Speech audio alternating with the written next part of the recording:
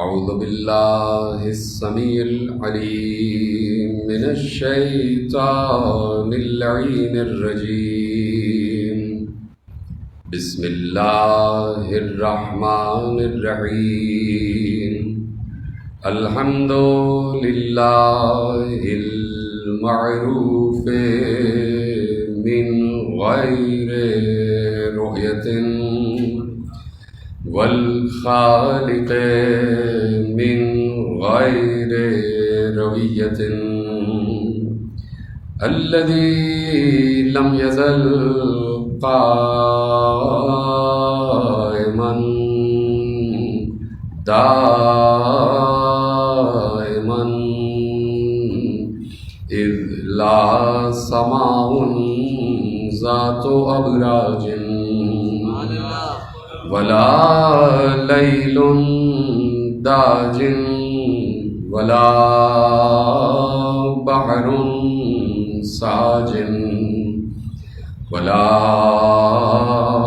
أرض ذات مهاد ولا خلق ذو اعتماد والصلاة والسلام والتحية والإكرام على نبي الرحمة وخازن المغفرة وقائد الخير والبركة ومنقذ العباد من الهلكة سيدنا ومولانا ابو القاسم محمد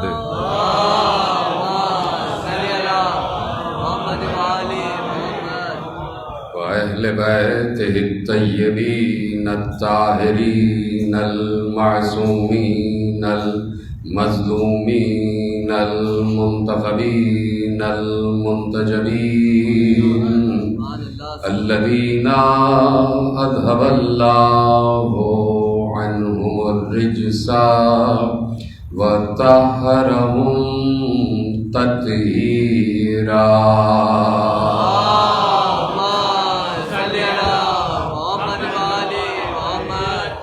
أما بعد فقد قال الله سبحانه وتعالى في محكم كتابه المجيد وفرقانه الحميد وقوله الحق. بسم الله الرحمن الرحيم. وإذا سألك عبادي عني فإني قريب أجيب دعوة الداع إذا دعان فليستجيبوا لي وليؤمنوا بي لعلهم يرشدون. صلوات پڑھیں محمد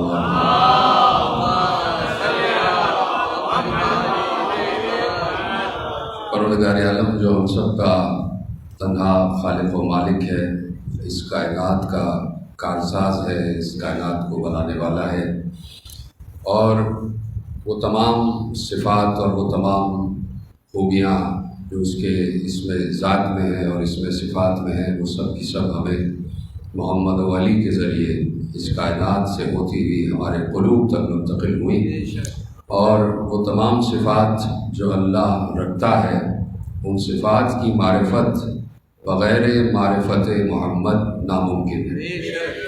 جب تک پیغام پہنچانے والا سمجھ میں نہ آئے تو پیغام دینے والا بھی سمجھ میں نہیں آ سکتا۔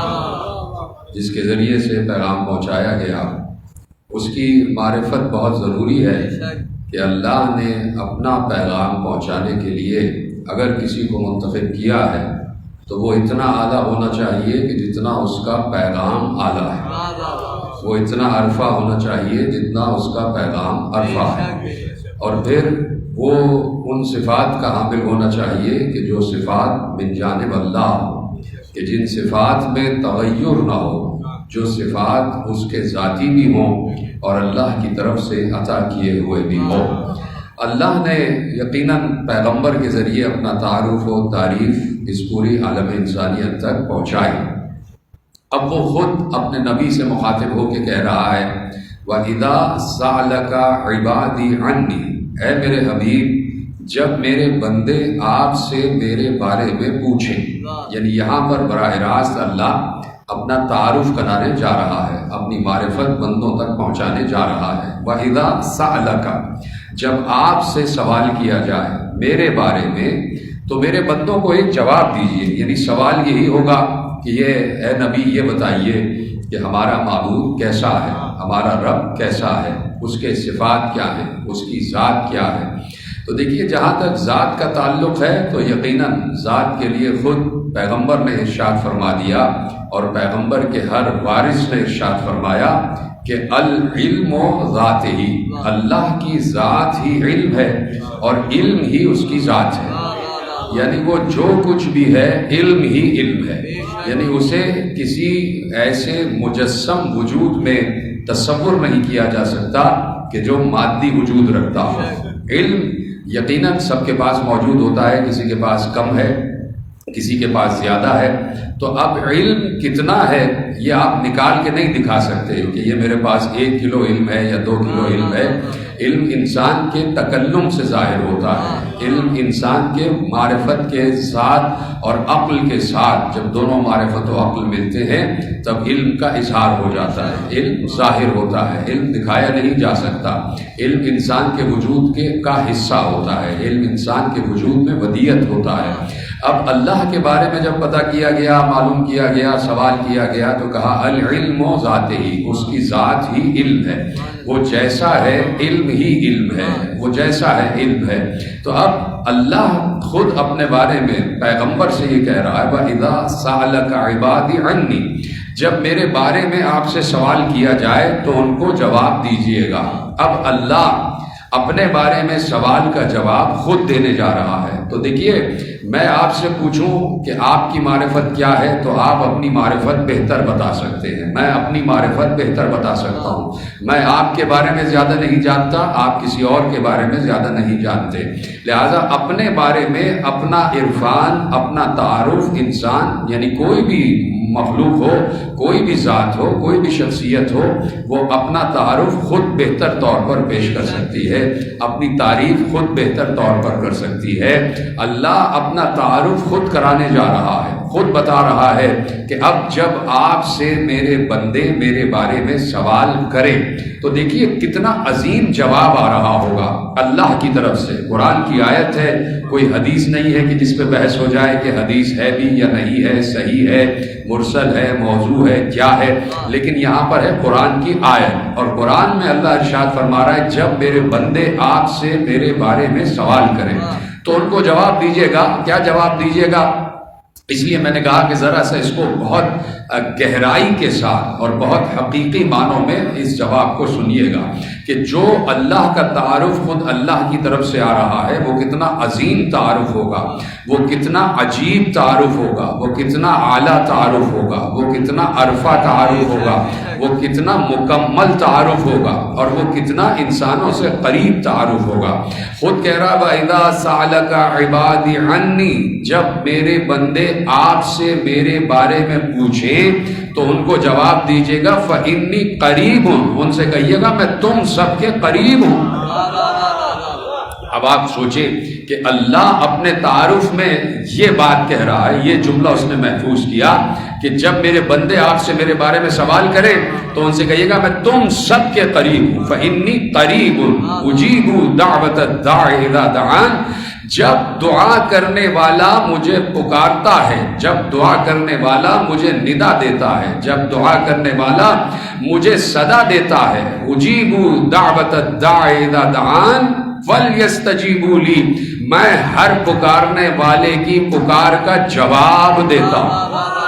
یعنی کوئی ایسا نہیں ہے کہ مجھے پکارے اور میں اس کا جواب نہ دوں، میں اس کے پکار پر لبیک نہ کہوں، میں اس کی پکار پر، اس کی دعا پر اس کے لیے جواب تیار نہ رکھوں۔ فَلْيَسْتَجِيبُوا لِي، میں تمہاری دعا کا جواب دیتا ہوں۔ یعنی اللہ کہہ رہا ہے، یہاں پر بندوں کا تذکرہ ہے، یہاں پر یہ نہیں ہے کہ اللہ یہ کہہ رہا ہے کہ جب مسلمان مجھے پکاریں، جب کلمہ پڑھنے والے مجھے پکاریں، جب میرا ذکر کرنے والے مجھے پکارے. نہیں، جب میرے بندے، جب یہ انسان، جب یہ مخلوقات مجھے پکارے تو ان سے کہیے گا کہ میں تم سب کے قریب ہوں. یعنی ہم یہ نہیں کہہ سکتے کہ اللہ صرف مسلمانوں کے قریب ہے، اللہ صرف مسجد میں موجود ہے. نہیں، اللہ مسجد میں بھی موجود ہے. جس طرح مسجد میں موجود ہے اسی طرح مندر میں بھی موجود ہے، اسی طرح گرجا میں بھی موجود ہے.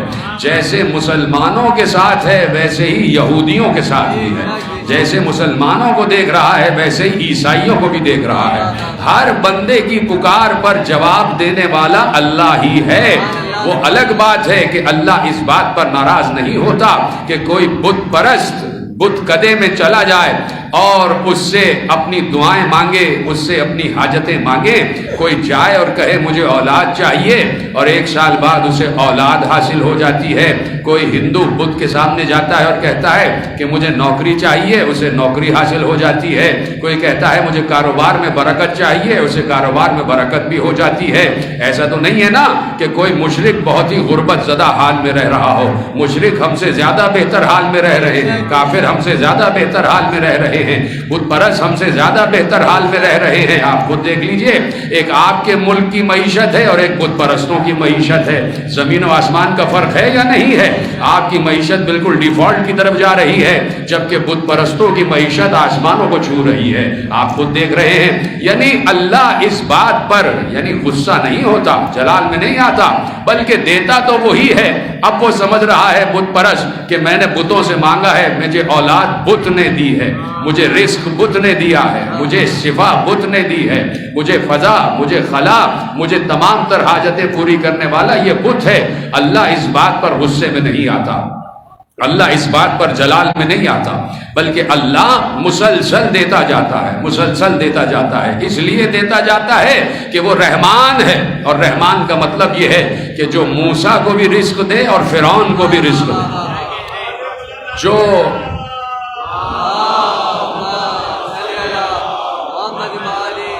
موسیٰ کو بھی رزق دینے والا ہو اور جو فرعون کو بھی رزق دینے والا ہو اسے رحمان کہا جاتا ہے. رحیم ہے مومنین کے لیے، رحمان ہے سب کے لیے، وہ سب کو رزق دے رہا ہوتا ہے. تو جیسے کلمہ گویوں کے ساتھ ہے ویسے ہی ہر انسان کے ساتھ ہے. اجیبوا دعوت الداع اذا دعان فلیستجیبوا لی. میں ہر پکارنے والے کی پکار کا جواب دیتا ہوں. میں تم سب کے قریب ہوں، میں تم سب کے قریب ہوں. یعنی اللہ نے کہہ دیا سورہ مبارکہ توبہ میں اللہ نے اسی قرب کی طرف اشارہ کیا ہے اور اس قرب کو اپنی بہت بڑی صفت قرار دیا ہے. اور وہ یہ ہے کہ ارشاد فرمایا کہ اللہ نے قل اعملوا، اللہ نے اپنے حبیب سے کہا آپ کہہ دیجئے ان تمام مخلوقات سے، ان تمام انسانوں سے آپ کہہ دیجئے قل اعملوا، تم عمل کیے جاؤ، تم عمل کیے جاؤ. فسیر اللہ عملکم، تمہارے ہر عمل کو اللہ دیکھ رہا ہے. یعنی انسان تو خصوصیت کے ساتھ اس بات پر توجہ کرے کہ اللہ کہہ رہا ہے کہ میں تمہارے ہر عمل کو دیکھ رہا ہوں. یعنی کوئی عمل انسانی ایسا نہیں ہے کہ جو نگاہ خدا میں نہ ہو. توجہ فرما رہے ہیں آپ؟ کوئی عمل انسانی، کوئی عمل مخلوق ایسا نہیں ہے کہ جو نگاہ خدا میں نہ ہو، جو چشم خدا میں نہ ہو. یعنی میں اگر آپ سے قریب ہو جاؤں اور قریب ہو کے بات کروں تو آپ بھی ذرا قریب ہو کے سنیے گا اس جملے کو کہ اس وقت اللہ یہاں پر بھی موجود ہے. اس آلیوا کے اس ادا خانے میں اللہ موجود ہے اور اللہ مجھے سن رہا ہے، میری آواز سن رہا ہے، آپ سب کو دیکھ رہا ہے. وہ آپ سب کا شاہد ہے اور میرا بھی شاہد ہے. مجھے بھی سن رہا ہے اور آپ سب کو دیکھ رہا ہے. آپ اس وقت اپنے گھر پر نہیں ہیں لیکن اللہ آپ کے گھر پر بھی موجود ہے. آپ اس وقت جہاں موجود ہیں وہاں پر بھی ہے اور جہاں موجود نہیں ہے وہاں پر بھی ہے. اس وقت شاہراہوں پر دوڑتی ہوئی سواریوں میں جو سوار ہیں ان کے ساتھ بھی اللہ موجود ہے. اس وقت بازاروں میں جو گھوم پھر رہے ہیں ان کے ساتھ بھی اللہ موجود ہے. اس وقت جو گناہ کر رہے ہیں ان کو بھی اللہ دیکھ رہا ہے. اس وقت جو جھوٹ بول رہا ہے اس کو بھی اللہ دیکھ رہا ہے. تو اللہ کہہ رہا ہے قل اعملوا فسیر اللہ عملکم، تم عمل کیے جاؤ، عمل کیے جاؤ. تمہارے ہر عمل کو اللہ دیکھ رہا ہے، دیکھ رہا ہے. تم بولتے ہو اللہ دیکھ دیکھ رہا ہے، تم خاموش ہوتے ہو اللہ دیکھ رہا ہے، تم سچ بول رہے ہو اللہ دیکھ رہا ہے، تم جھوٹ بول رہے ہو اللہ دیکھ رہا ہے، تم سازشیں کر رہے ہو اللہ دیکھ رہا ہے، تم حقوق العباد ادا کی آیت ہے، کوئی روایت نہیں ہے، کوئی درایت نہیں ہے، کوئی حدیث نہیں ہے، کوئی قول نہیں ہے، کوئی رجال کی بات نہیں ہے کہ جس میں بحث ہو جائے. یہ ہے قرآن کی آیت سورہ مبارکہ توبہ، جس میں اللہ نے کہا تمہارے ہر عمل کو اللہ بھی دیکھ رہا ہے اور اس کا رسول بھی دیکھ رہا ہے. یعنی جیسے اللہ دیکھ رہا ہے ویسے ہی رسول بھی دیکھ رہا ہے. لیکن خدا کی قسم یہیں پر آیت تمام نہیں ہوئی، بلکہ آیت پڑھی اور آیت نے کہا والمومنون، جیسے اللہ دیکھ رہا ہے ویسے ہی رسول دیکھ رہا ہے، اور ویسے ہی رسول کے جانشین بھی دیکھ رہے ہیں، ویسے ہی.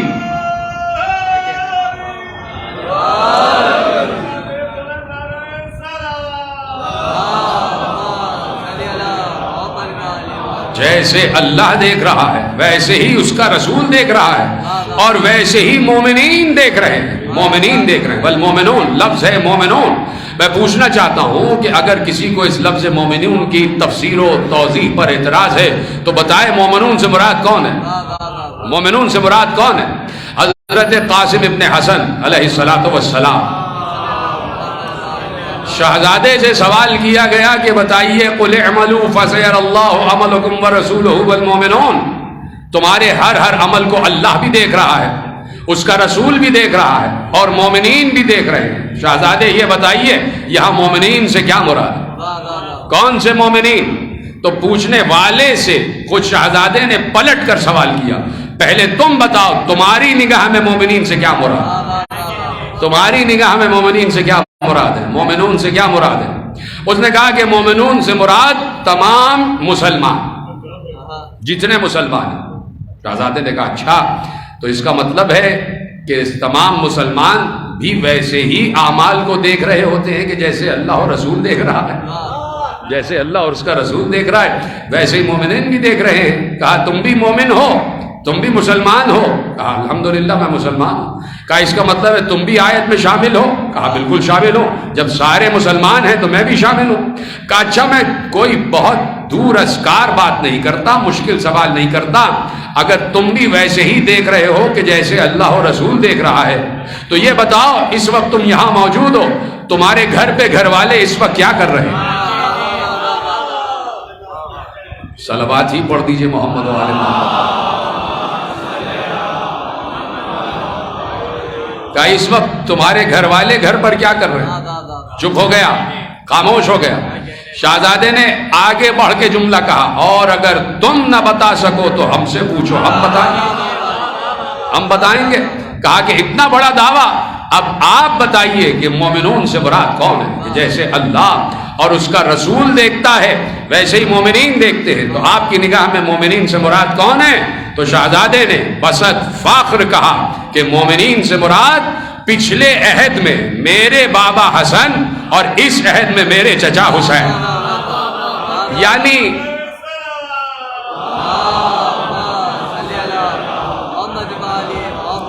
یعنی ہر دور کا امام ویسے ہی دیکھتا ہے کہ جیسے اللہ و رسول دیکھ رہے ہیں. اور اگر اس تفسیر و توضیح پر اعتراض ہے تو پھر عالم اسلام بتائے کہ مومنین سے مراد کون ہے، پھر بتائے مومنون سے مراد کون ہے. کون سی وہ نگاہ ہے کہ جسے عین اللہ کہا جاتا ہے، کہ جسے نگاہ خدا بندی کہا جاتا ہے. یقیناً دیکھیے ابھی شام کی مجلس میں نے ایک جملہ عرض کیا کہ حضرت موسیٰ علیہ السلام نے بات کی، جب بات ہو رہی ہے تو درخت سے کلام ہو رہا ہے، درخت کلام کر رہا ہے، اور درخت نے کلام کرتے ہوئے کہا کہ یا موسیٰ انی انا رب، اے موسیٰ میں تمہارا رب ہوں. درخت کہہ رہا، کلیم اللہ سے کہہ رہا، اللہ کے منصوص و مخصوص نبی سے کہہ رہا، اللہ کے نبی سے، اللہ کے بنائے ہوئے نبی سے کہہ رہا ہے. جناب موسیٰ سے کہہ رہا ہے میں تمہارا رب ہوں. دوسری آیت میں ہے انی انا اللہ، میں اللہ ہوں. یا موسیٰ انی انا رب فاخلع نعلیک انک بالوادی المقدس طوی، اے موسیٰ میں تمہارا رب ہوں، اپنی نالین اتار کے آؤ، اس لیے کہ تم وادی مقدس میں آ چکے. تم وادی مقدس میں آ چکے ہو. یعنی جہاں سے اللہ کی آواز سنائی دے وہ جگہ وادی مقدس ہو جاتی ہے. جہاں سے اللہ کی آواز سنائی دے وہ جگہ وادی مقدس ہو جاتی ہے. مثلا دیکھیے اللہ کے صفات کہ جو ہم تک پہنچے ہیں محمد علی کے ذریعے، ان میں یہ ہے کہ اللہ کسی چیز میں حلول نہیں کرتا. جو حلول ہو جائے وہ اللہ نہیں، جو مرکب ہو وہ اللہ نہیں. اللہ حلول نہیں کرتا. اب جب اللہ حلول نہیں کرتا تو یہ درخت سے کس کی آواز آ رہی؟ یہ درخت سے کس کی آواز آ رہی ہے؟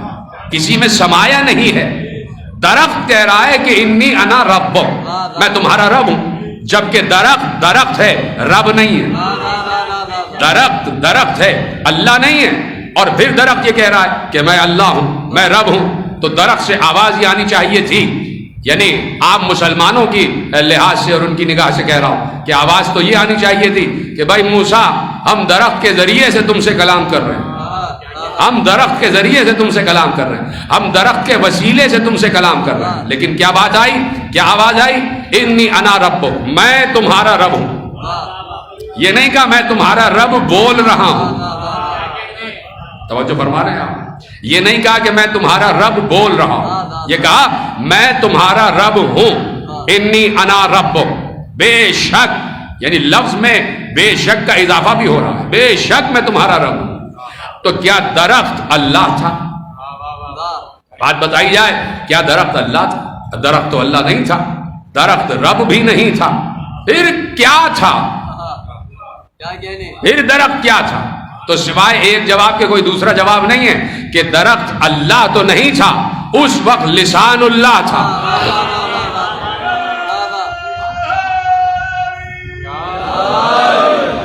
اللہ کی زبان تھا، اللہ کی زبان تھا. اللہ نے درخت کے ذریعے سے کلام کو ایجاد کیا. وہ متکلم ہے، جس چیز کے ذریعے چاہے کلام کو ایجاد کرے. بس ختم ہو رہی ہے گفتگو، بالکل آخری مرحلے میں داخل ہو رہی ہے. جس چیز کے ذریعے چاہے کلام ایجاد کرے اس کو متکلم کہتے ہیں. تو اب درخت اللہ نہیں تھا، لسان اللہ تھا. یعنی اللہ کوئی کام کرتا ہے تو کوئی وسیلہ اختیار کرتا ہے، کوئی وسیلہ اختیار کرتا ہے. تو جیسے موسیٰ سے بات کرنے کے لیے، جیسے موسیٰ سے بات کرنے کے لیے زبان درخت کا انتخاب کیا، ویسے ہی میں کہنے میں حق بجانے میں کو کائنات کو دیکھنے کے لیے نگاہ علی کا انتخاب کیا.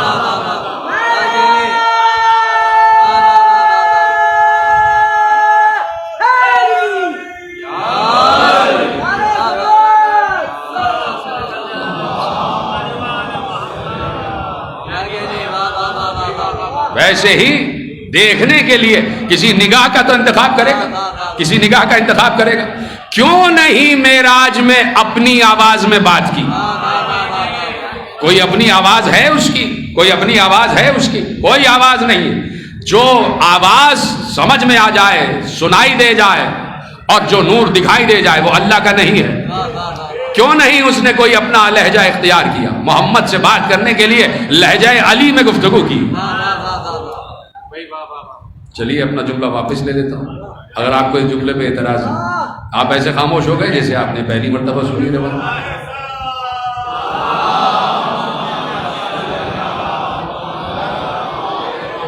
دیکھیے جب ذکر علی آئے تو چہروں پہ مسکراہٹ ضروری ہے. صلوات پڑھیں محمد و آل محمد.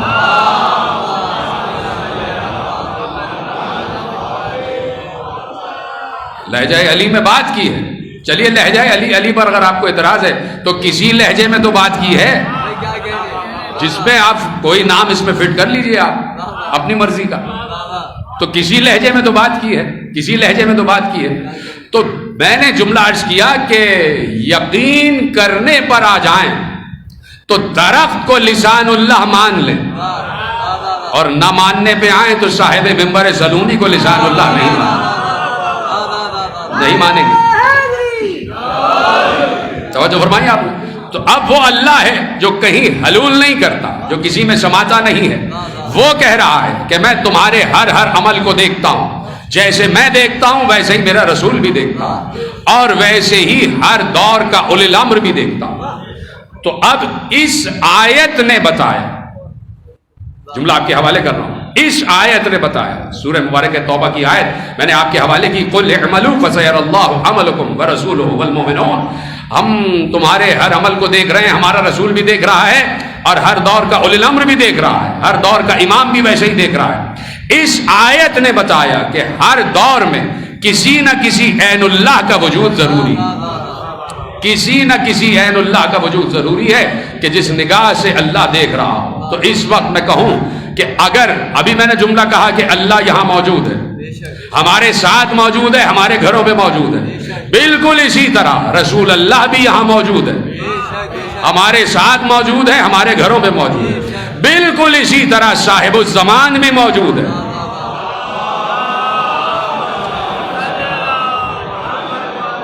بالکل اسی طرح یہاں پر بھی اور ہمارے گھروں پر بھی موجود ہے۔ جہاں جہاں انسان ہے وہاں نگاہ خدا کام کر رہی ہے، وہاں پر عین اللہ اپنی تمام تر توانائیوں کے ساتھ ہر انسان کے ہر عمل کو دیکھ رہی ہے۔ اور اب وہ کہہ رہا ہے کہ ہاں ہم تمہیں دیکھ رہے ہیں، ہم تم سے قریب ہیں، یعنی ہر انسان کے قریب ہیں، ہر جگہ پر ہم موجود ہیں۔ یہ خلا اللہ سے بھری ہوئی ہے، یہ آپ دو حضرات جو بیٹھے ہیں، آپ کے درمیان فاصلہ ہے، اس فاصلے میں بھی اللہ موجود ہے، ہمارے ساتھ بھی اللہ موجود ہے، ہمارے گھروں پر بھی اللہ موجود ہے، ہر جگہ اللہ موجود ہے۔ اور اسی طریقے سے وہ کہہ رہا ہے کہ جب تم مجھے پکارتے ہو تو میں تمہاری بات کا جواب دیتا ہوں، میں تمہاری بات کا جواب دیتا ہوں۔ اس کا مطلب ہے کہ وہ یہ چاہتا ہے کہ اسے پکارا جائے، اسے پکارا جائے، اس کو صدا دی جائے، اور وہ صدا دینے کو بہت پسند کرتا ہے۔ اسی لیے دیکھیے معصوم سے پوچھا گیا کہ امام جعفر صادق علیہ السلام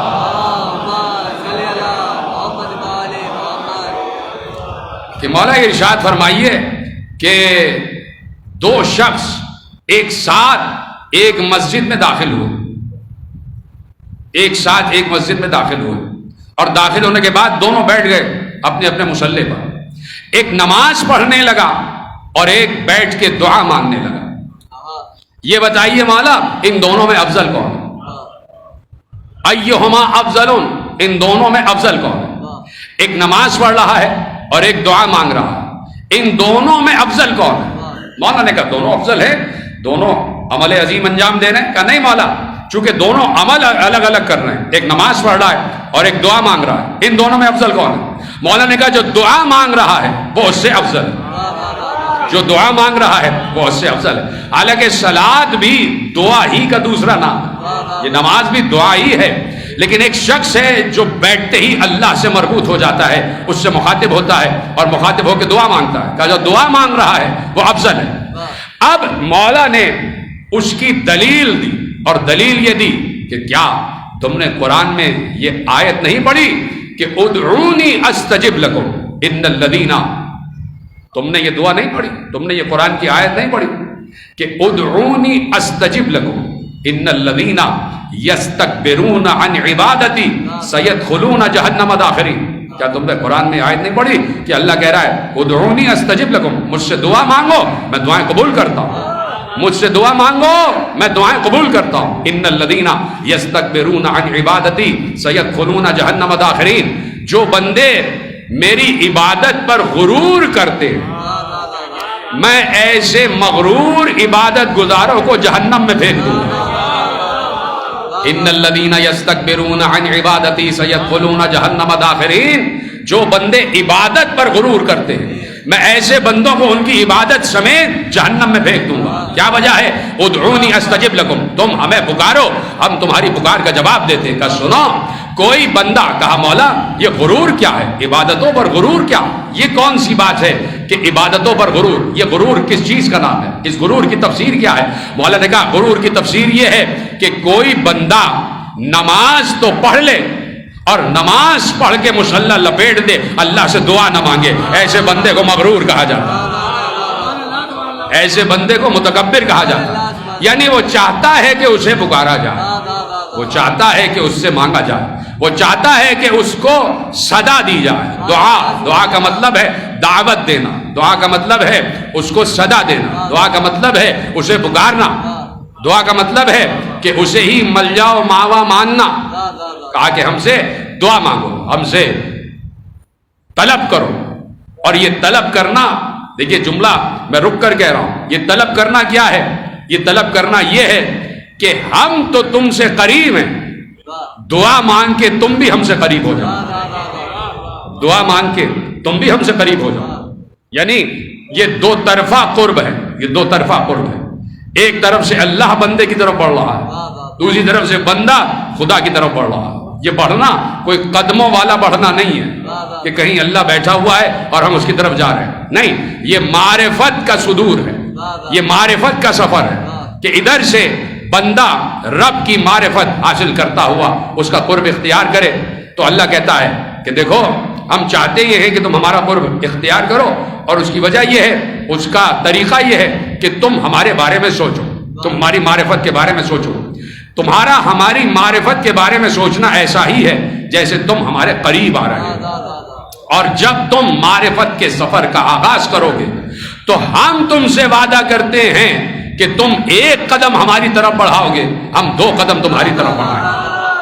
تم ایک قدم ہماری طرف بڑھاؤ گے، ہم دو قدم تمہاری طرف بڑھائیں گے. خدا کا وعدہ ہے کہ تو میری طرف آ جا، میں تیری طرف آ جاؤں گا. تو میرے قرب میں آ، میں تیرے قرب میں جاؤں گا. تو یقیناً کوئی بندہ ایسا تصور کرو کہ وہ مسلسل چلتے پھرتے سوتے جاگتے اٹھتے بیٹھتے کھاتے پیتے ہر نفس پروردگار کے بارے میں سوچ رہا ہے، اس نے اپنی ذات کو فنا فی ذات اللہ کر لیا ہو، اس نے اپنا آپ مٹا لیا ہو، اور وہ مسلسل اللہ کی طرف معرفت کا سفر اختیار کیے ہوئے ہے.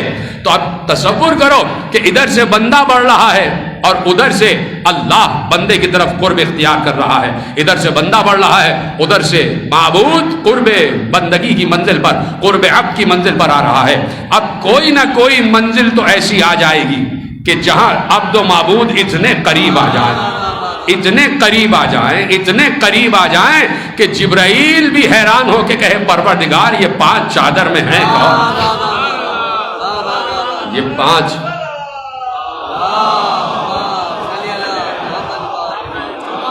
چادر میں ہے کون؟ یعنی اتنا قرب ہو جائے، اتنا قرب ہو جائے کہ پیغمبر سے پوچھا گیا، اور اس حدیث کو مناقب مرتضوی میں صالح کشفی ترمذی سنی الحنفی نے لکھا کہ پیغمبر سے پوچھا گیا کہ علی کتنا قریب ہے اپنے معبود کے، علی کا قرب خدا بندی کیا ہے، علی قرب خدا کی کس منزل پر ہے، پوچھا جا رہا ہے. اس کا مطلب یہ ہے کہ پیغمبر بار بار ذکر علی کرتے، تبھی کسی نے پوچھا نا کہ علی قرب خدا کی کس منزل پر ہے، اس لیے کہ بار بار ذکر کرتے. تو جس کا ذکر ہوگا اسی کے بارے میں سوال بھی ہوگا، جس کا تذکرہ ہوگا اسی کے بارے میں سوال بھی ہوگا. یا علی، یا رسول اللہ، علی قرب خدا کی کس منزل پر ہے؟ تو کہا انہو ممسوس فی ذات اللہ، علی ذات خدا میں گھل مل چکا. یعنی علی کون ہے؟ علی نے مٹا دیا ہے، علی بس جانتا ہے تو صرف اللہ کو جانتا ہے، ذات خدا میں گھل مل چکا ہے. اتنا عارف خدا ہے علی، اتنا عارف خدا ہے علی کہ ذات خدا میں گھل مل چکا ہے. تو کہا کم از کم اتنا تو قرب اختیار کرو کہ رسول اللہ کہنے پہ مجبور ہو جائیں کہ کوئی ذات خدا میں گھل مل چکا ہے، کوئی اتنا رب کو پہچان چکا ہے، کوئی اتنا رب کو پہچان چکا ہے کہ جتنا رب خود اپنے کو پہچانتا.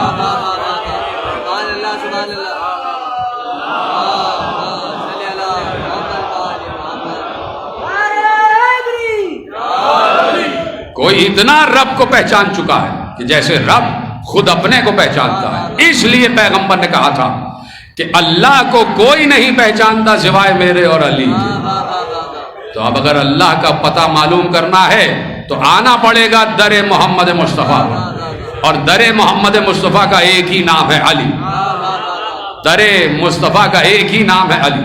مدینۃ العلم کا ایک ہی دروازہ ہے جسے علی کہا جاتا ہے.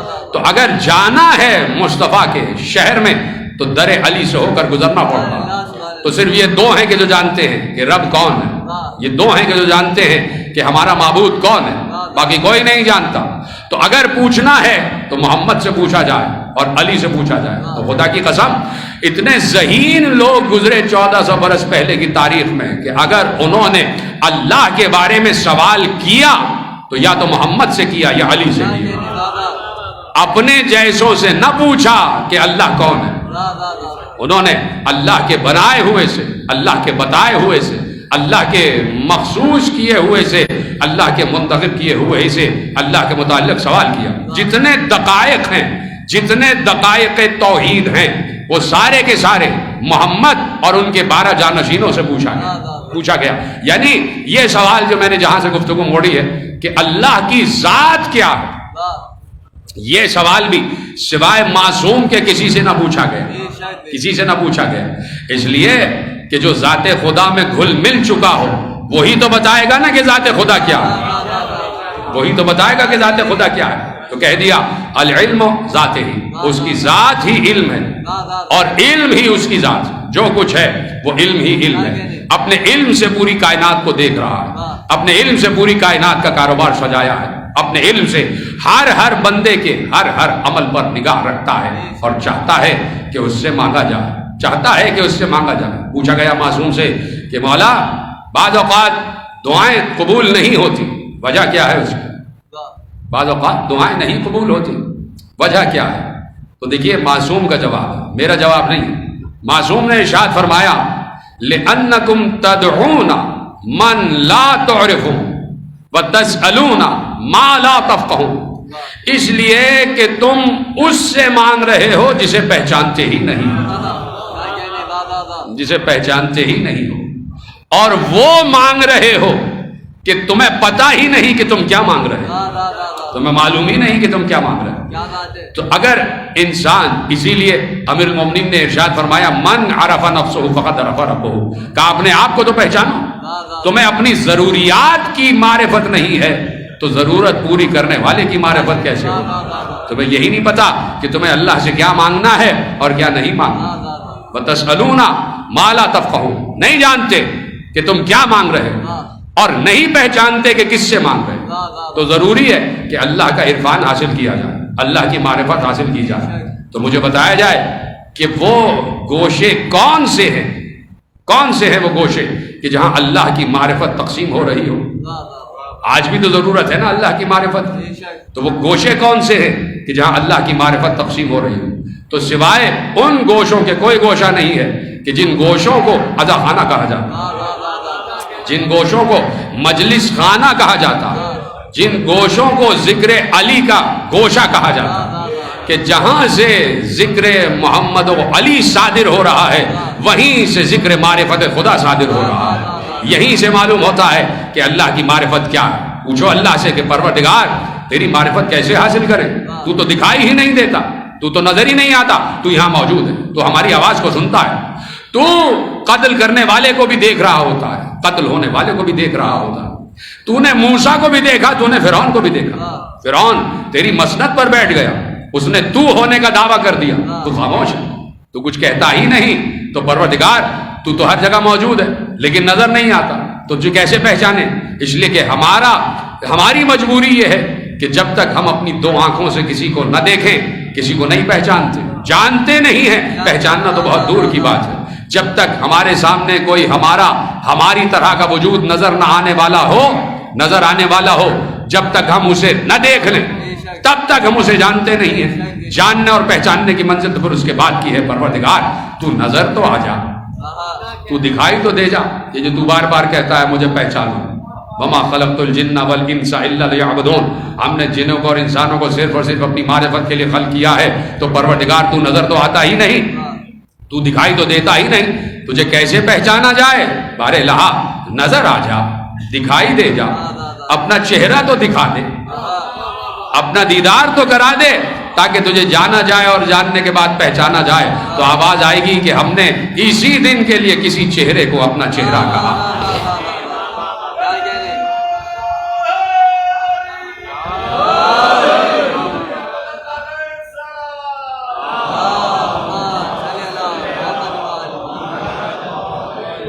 کسی دن کے لیے ہم نے کسی چہرے کو اپنا چہرہ، کسی آنکھ کو اپنی آنکھ، کسی پہلو کو اپنا پہلو، کسی زبان کو اپنی زبان کہا. کہ اگر تم نے لسان اللہ کو پہچانا تو گویا تم نے خود اللہ کو پہچانا، تم نے وجہ اللہ کو پہچانا تو تم نے اللہ کو پہچانا. یہی بات ہے کہ جب معراج سے پیغمبر واپس تشریف لائے اور پوچھا گیا کہ اللہ سے ملاقات ہوئی، کہا ہوئی۔ پیغمبر نے کہا ہاں ملاقات ہوئی۔ کہا یہ بتائیے کہ وہ کیسا ہے، وہ کیسا ہے؟ تو پیغمبر نے کہا بس تم یہ سمجھو کہ من زارنی فقط زار اللہ، جس نے مجھے دیکھا اس نے اللہ کو دیکھا۔ یہ متفق علیہ حدیث ہے، اہل تسنن و اہل تشیع دونوں نے لکھا ہے کہ پیغمبر نے کہا من زارنی فقط زار اللہ، جس نے مجھے دیکھا اس نے اللہ کو دیکھا۔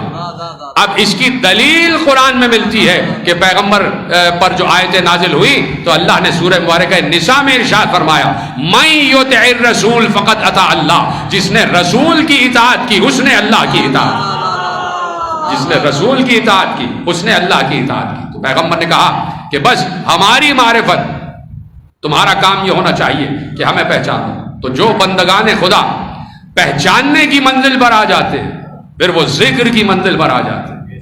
جب ذکر کی منزل پر آتے ہیں تو ضروری ہے کہ ذکر وہی کرے کہ جو شاہد ذکر ہو، جو ذکر کا شاہد بھی ہو۔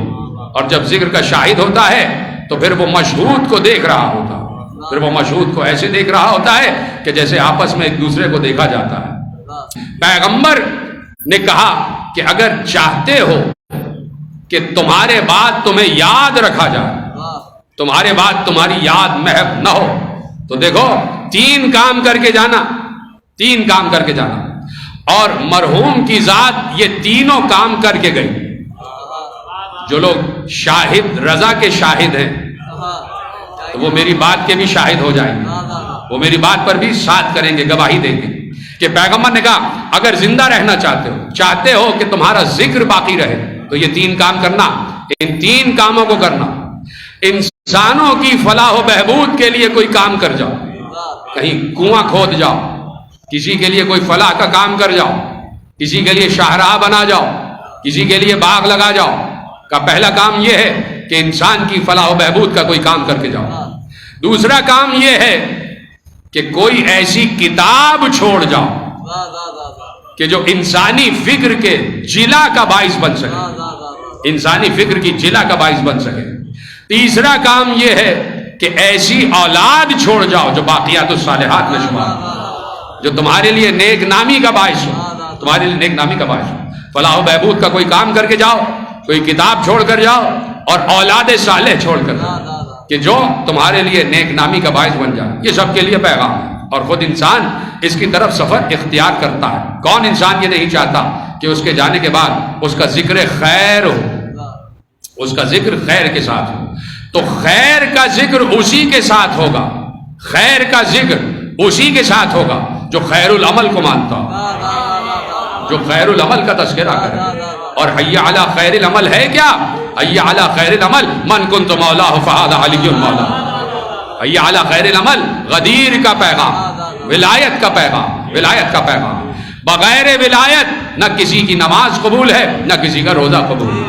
یعنی ولایت محمد سے انکار ہے اور ولایت خدا کا اقرار ہے تو اللہ اپنی ولایت کا بھی انکار کر دیتا ہے، اپنی ولایت کے اقرار کو بھی ٹھکرا دیتا ہے کہ ولایت محمد نہیں مانتے، ولایت علی نہیں مانتے تو ولایت خدا بھی نہیں مانتے۔ تو اس لیے کہ جو شاہد ذکر ہوتا ہے وہی پھر دیکھ رہا ہوتا ہے، پھر وہی دیکھ رہا ہوتا ہے۔ تو ضروری ہے کہ یہ بات بھی آپ کے حوالے کروں کہ مومن اس کو اجازت ملتی ہے، اسی لیے سویم چہلم اور یہ جو دیگر دنوں میں مجلسیں ہوتی ہیں یہ اسی لیے ہوتی ہیں کہ مومن کو تیسرے دن اجازت ملتی ہے کہ جاؤ دیکھ کے آؤ تمہارے پیچھے گھر والے کیا کر رہے ہیں۔ تو سویم کی مجلس ہوتی ہے تاکہ یہ ایصال ثواب ہو جائے، تاکہ یہ اس کے آنے والے کی روح کی شاد کامی کا سبب بن جائے۔ اس لیے سویم کی مجلس ہوتی ہے کہ مومن کو اجازت ملتی ہے، مومن کے درجوں پر اجازت ملتی ہے۔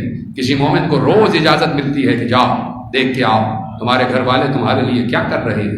تو ضروری ہے کہ ایصال ثواب کیا جائے، اور سب سے بڑا ایصال ثواب یہ ہے کہ کہیں سے ہائے حسین کی صدا آ جائے، کہیں سے ہائے حسین کی صدا آ جائے۔ سب سے بڑا ایصال ثواب یہی ہے میرے عزیزوں۔ آپ کی صدائیں بلند ہو گئی تو بس آپ کی خدمت میں ایک جملہ کہ آج حسین نے مدینہ چھوڑنا ہے، صبح ہوگی حسین مدینے کو الوداع کہیں گے، اس مدینے کو کہ جس مدینے میں حسین کے نانا کی قبر ہے۔ حسین کو مدینے سے اسی لیے پیار ہے کہ مدینے میں حسین کے نانا کی قبر ہے اور حسین کی ماں کی قبر ہے، مادر حسین کی قبر ہے۔ حسین کل مدینہ چھوڑ رہے ہیں، جب زہرا اس دنیا سے جا رہی تھیں تو ایک بار زینب کو بلایا، زینب کو بلا کے زینب کا ہاتھ اپنے ہاتھ میں لیا اور کہا زینب بس چند لمحے ہیں کہ میں تم میں موجود ہوں، میرے بابا مجھ سے آ کے کہہ گئے کہ زہرا تمہاری مصیبت کے دن ختم ہونے والے ہیں، تو زینب میں جانے والی ہوں۔ زینب تمہیں معلوم ہے نا کہ میں حسین سے کتنی محبت کرتی ہوں، میں حسین کو کتنا چاہتی ہوں۔ زینب اب میں چاہتی ہوں کہ جیسے میں حسین کے لیے تھی ویسے ہی تم حسین کے لیے بن جانا۔ زینب مجھ سے وعدہ کرو جدھر حسین جائے گا ساتھ ساتھ تم جاؤ گی، حسین کو تنہا نہ چھوڑنا۔ پھر ایک وصیت اور کی، زینب خیال رکھنا میرے حسین کو پیاس بہت لگتی ہے، میرے حسین کو پیاس بہت لگتی ہے، میرے بیٹے کی پیاس کا خیال رکھنا۔ حسین کا اتنا خیال کہ بیٹی سے کہا کہ ماں بن کے حسین کی حفاظت کرنا۔ بیٹی نے وعدہ کیا اماں جیسا آپ کہہ رہی ہے ویسا ہی ہوگا۔ اس کے بعد یہ طریقہ ہو گیا کہ زینب حسین کے بغیر نہیں رہتی تھی اور حسین زینب کے بغیر نہیں رہتے تھے۔ حسین کہیں باہر جاتے زینب دروازے پہ آ کے کھڑی ہو جاتی، بھیا کا انتظار کرتی۔ حسین آ جاتے، بہن سے بھائی لپٹ جاتی، بھائی سے بہن لپٹ جاتا اور ایسے میں دونوں بھائی بہن بیٹھ کے گفتگو کرتے۔ ایک بار ایسا ہوا کہ حسین باہر گئے تو بہت دیر ہو گئی، حسین گھر میں نہ آئے، بہن بار بار دروازے پہ آتی ہے، پھر حجرے میں جاتی ہے، پھر دروازے پہ آتی ہے۔ جب بہت دیر ہو گئی تو زینب دروازے پہ کھڑی ہو گئی، اپنی چادر کے پلو کو اٹھا کر کہا پروردگار بہن کو بھائی سے جلد ملا دے، میرے بھائی کو بہن سے جلد ملا دے۔ ایک بار زینب کی دعا ختم نہ ہوئی تھی کہ حسین آتے ہوئے دکھائی دیے۔ حسین نے بے اختیار بہن کو سینے سے لگا لیا، کہا بھیا میں صبح سے شام ہو گئی دروازے سے ہٹی نہیں ہوں، بھیا آئندہ ایسا نہ ہو کہ اتنی دیر لگا دو۔ حسین نے بہن کو سینے سے لگایا، کہا زینب ابھی تو چند لمحے کے لیے گیا تھا اور واپس آ گیا، تو تمہارا یہ عالم ہے زینب، اس وقت کیا ہوگا کہ میں جاؤں اور واپس نہ آؤں، اس وقت کیا ہوگا کہ میں جاؤں اور واپس نہ آؤں۔ زینب نے کہا پروردگار ایسا لمحہ زینب نہ دیکھے، لیکن قسمت کو کچھ اور ہی منظور تھا۔ لکھا یہ ہے بہن بھائی میں بڑا پیار ہے، بہن بھائی میں بڑا پیار ہے۔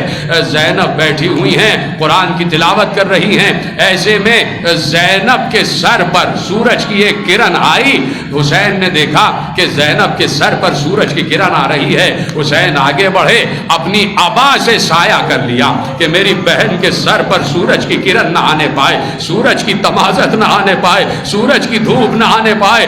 بہن نے آنکھ بلند کر کے دیکھا تو دیکھا حسین اپنی ابا کا سایہ کیے ہوئے ہیں۔ بہن بھائی سے لپٹ گئی اور لکھا یہ ہے کہ پھر زینب اس انتظار میں رہی کہ کبھی بھیا پر دھوپ آ رہی ہو تو میں اپنی چادر کا سایہ کروں۔